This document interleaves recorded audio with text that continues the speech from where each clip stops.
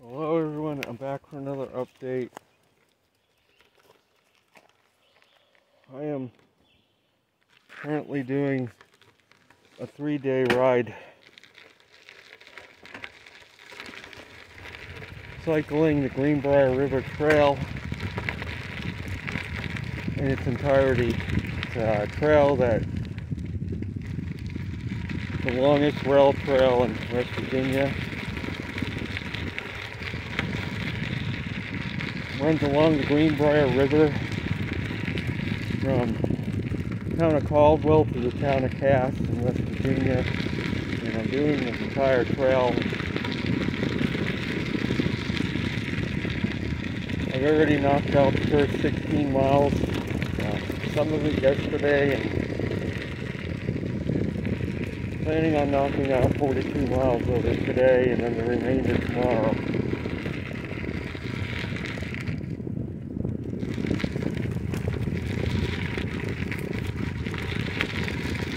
Today is June 12th, 2024.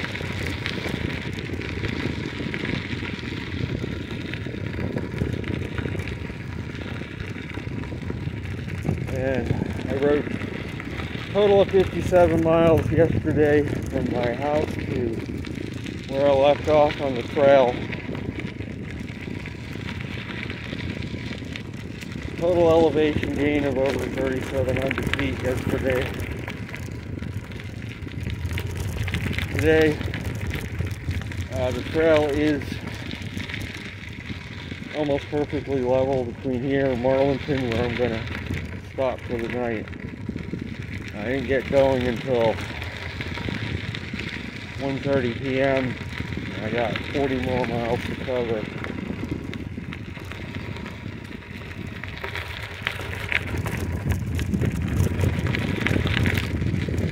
And the river is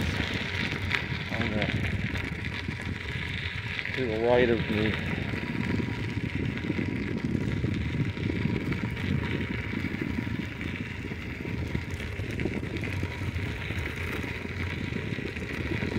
Currently passing through the little town of Woodman.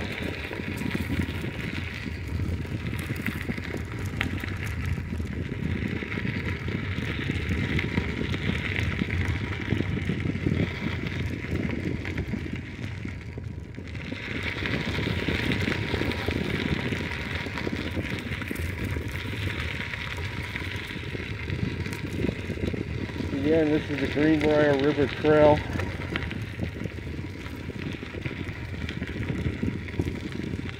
Suitable for biking, hiking, horseback riding. No motorized vehicles are allowed. Just past mile marker 17. Again, the trail's total length is just under 80 miles. I did the first 14 miles of the trail yesterday.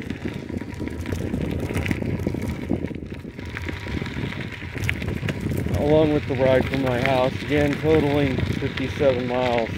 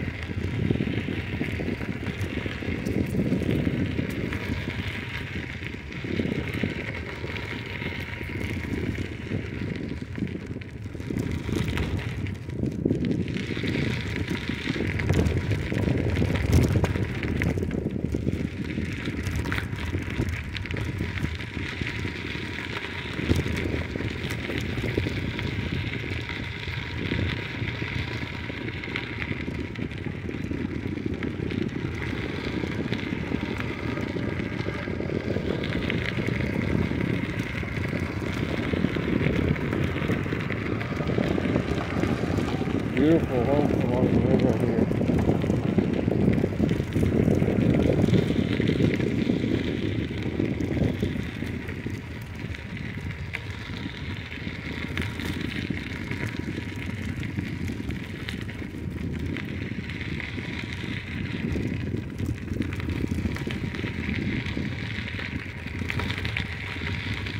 So there is talk of a heat wave coming for the eastern two-thirds of the U.S. next week. Is the heat going to last all summer? Extremely doubtful it will.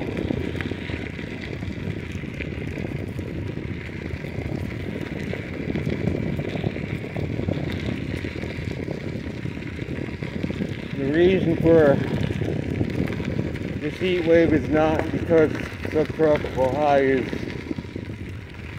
migrating north of its position. It's more because there's a trough over the eastern Pacific that's going to force a ridge up to the east, eastern two-thirds of the U.S.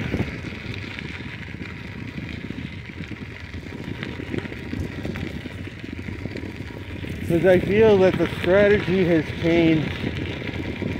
Because it's a La Nina year, they think it's a lock that we're going to have a lot of hurricanes, regardless of where the MJO sits.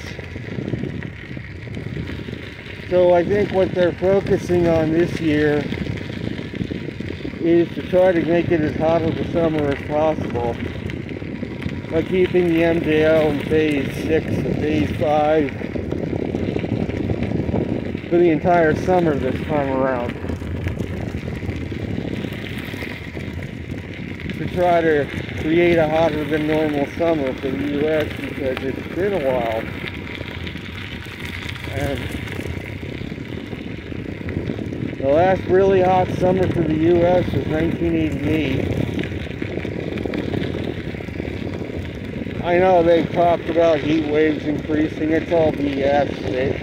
I've been alive long enough to know the difference between a truly hot summer and a normal summer.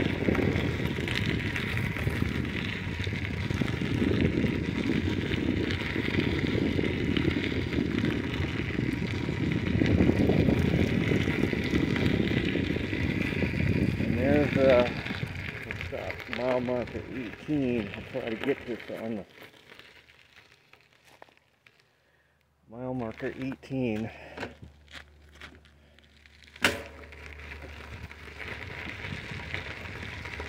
But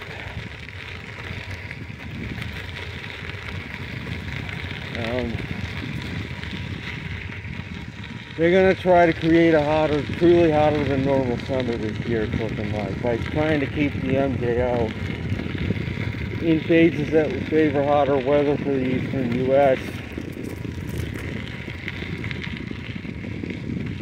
It seems that the strategy has changed from recent years.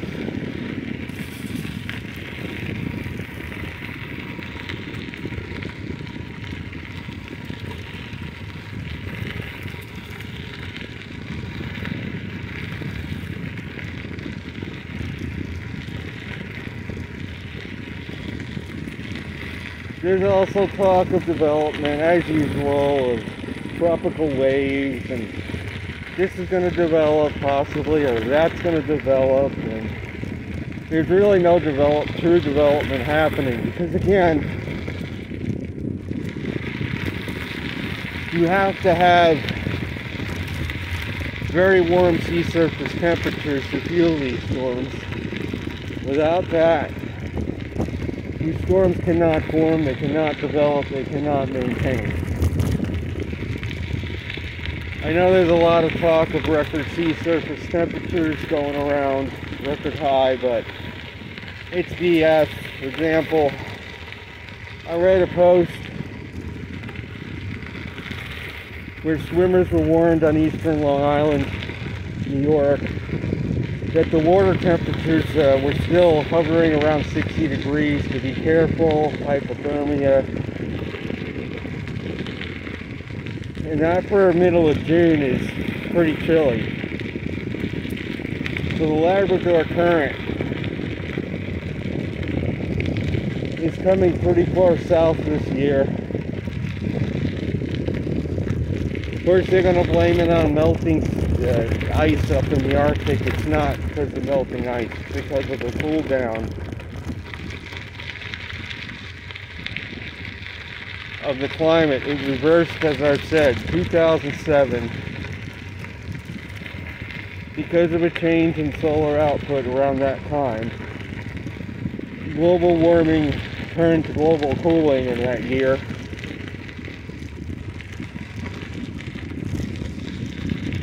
Global hurricane activity has dropped off since then.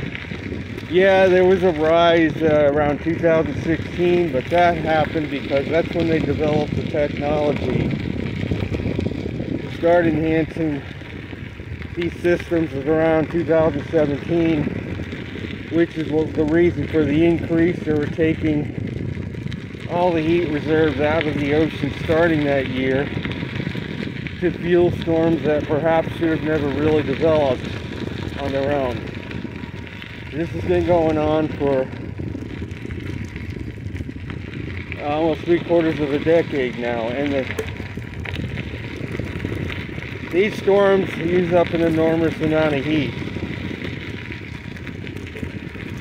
Once they get going, they take an enormous amount of heat out of that water for energy.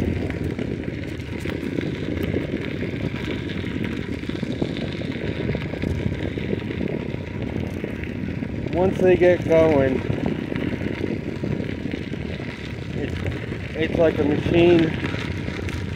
It keeps taking the heat out of that water when on its own it might not have ever developed to do that. But it's like starting a motor. Like hitting a motor with ether to get it going. It would not have gone on its own without that ether. And for a while, it worked for several years. You had storms such as Dorian, and then around 2020, I don't remember what year it was, the Gulf got hammered pretty bad, Gulf of Mexico shoreline.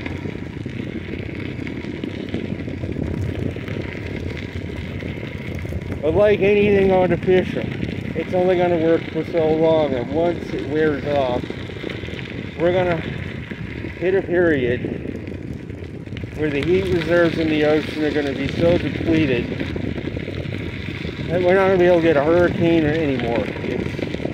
There's not going to be enough heat there. When that point's going to be reached, it's hard to say. Whether we've reached it this year, or whether it's going to be reached in the next solar minimum.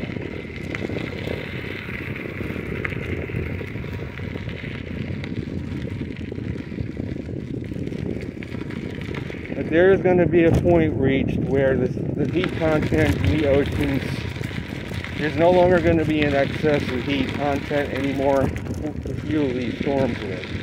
Because that's why you get these storms to begin with. It's part of the Earth maintaining a balance in its heat budget. That if the Earth has too much heat in its budget, these storms help to disperse the heat, get it up out of the system. Mile marker 19.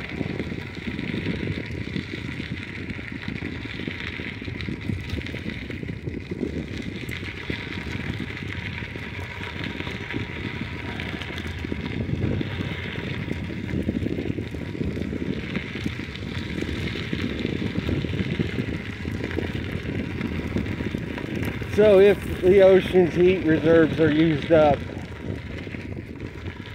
we're no longer going to, for a period of time, get any more hurricanes, even if they try to manipulate things.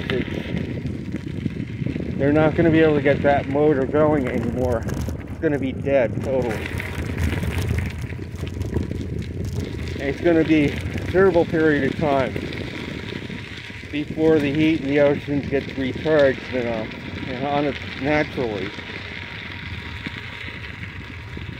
If we're going into grand minimum of the sun in the next few decades. We could hit a half a century of no hurricanes if that plays out like that. I know this flies in the face of what most experts are saying, that we're going to have bigger hurricanes. They want to make a Category 6 class of hurricanes. There's no basis for that.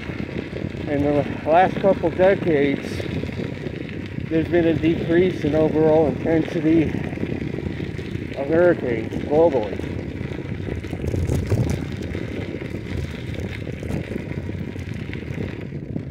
Of course, they're trying to say the Atlantic's going to be extremely active this year. We have yet to see a single named storm yet. We're into the middle of June. I would think if it's going to be extremely active, we would already be seeing at least some activity. The Gulf, Mexico lately has been clear as a bell. Of course, now you've got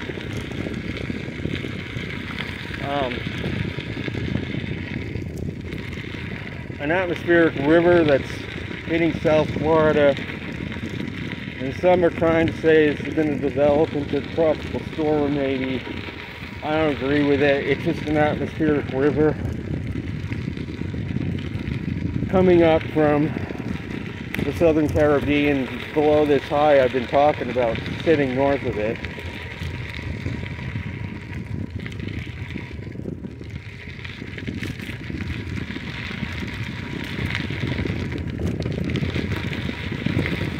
Comes another cyclist using the trail opposite direction.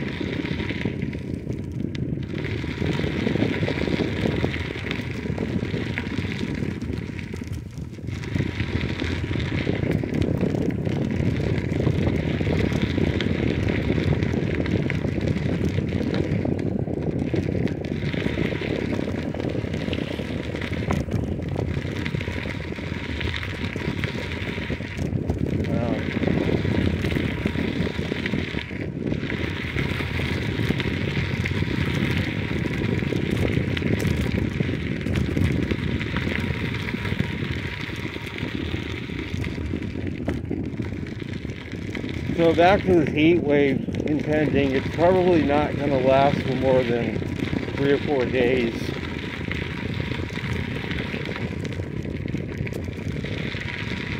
Mainly MJO fueled.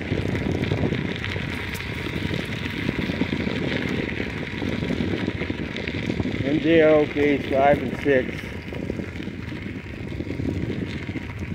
You got a trough that's going to be out in the western U.S. It's going to bring unusually cool weather. Of course, they're not going to talk about that.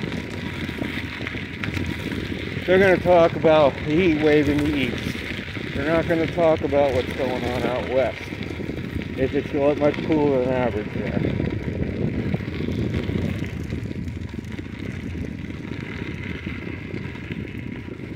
I was doing research on going to the Sun Highway, which is in the northwestern U.S., Glacier National Park, Logan Pass, elevation of I think somewhere around 6,600 feet above sea level, and I was researching the opening and closing dates to see if there's been any trend in recent years.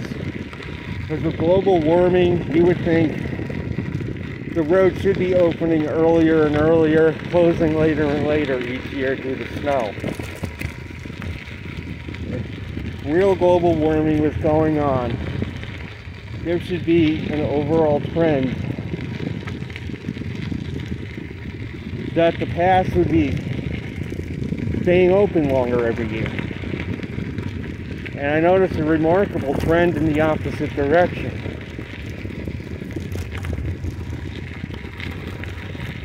During the benign 20th century, there were many years that road opened around Memorial Day, which is the last few days, last week of May. And usually it was open by the first week of June, most years. Maybe occasionally the second week of June.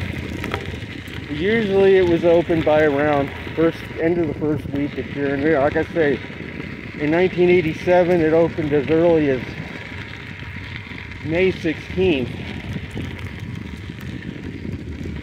meaning they were clear of snow, you know, clear enough to where they could open the road that day. In recent years, in the 2000s, there was only one year it opened before June 1st, and that was 2005. It opened, I think, May 23rd. Last year, they claimed that June 12th it opened was an early opening of the road, and it really isn't. They said it was the earliest since 2005. Making it sound very misleading that the road is opening earlier. You know, they don't talk about it as the year before it didn't open until second week of July. And the trend lately has been more frequent years where the road stays closed until beyond July 1st, which hardly ever happened in the 20th. I don't think it ever happened in the 20th century. There were many years in the 20th century where the road remained open well beyond November 1st. In recent years, the road has been closed in some cases the last week of September, most of the time by the middle of October.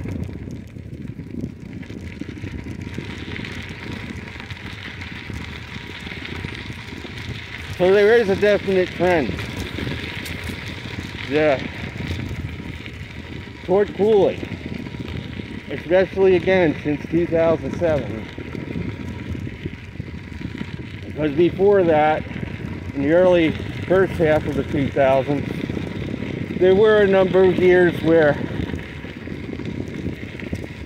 it got a little longer. There was a little bit of warming back then, but then around 2007,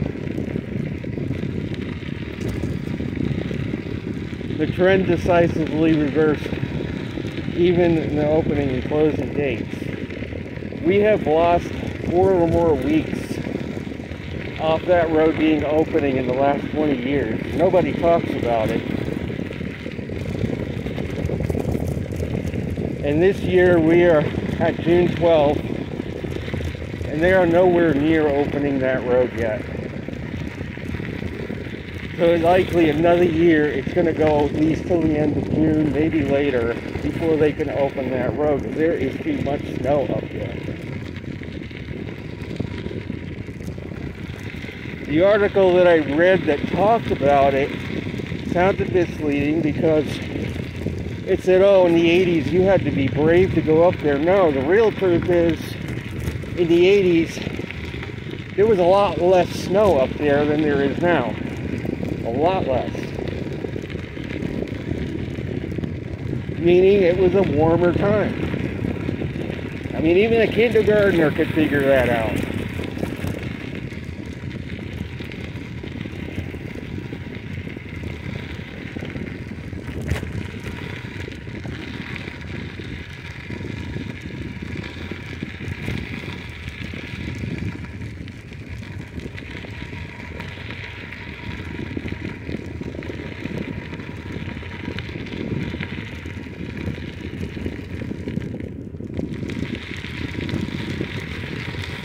The solar cycle 25 is starting to quiet down again. We're back below 100 sunspots when I last checked this morning.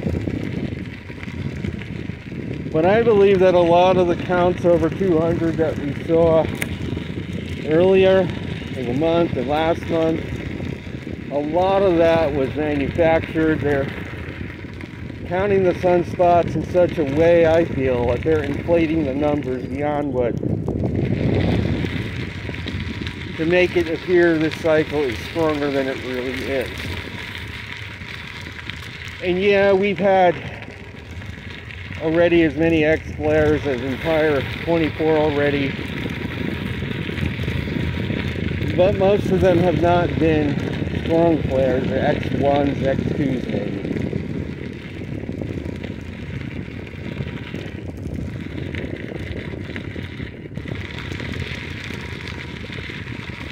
So is this it on the max? Are we going to start declining from here on out? It remains to be seen. How long is it going to stay elevated for this activity? When are we going to start sliding?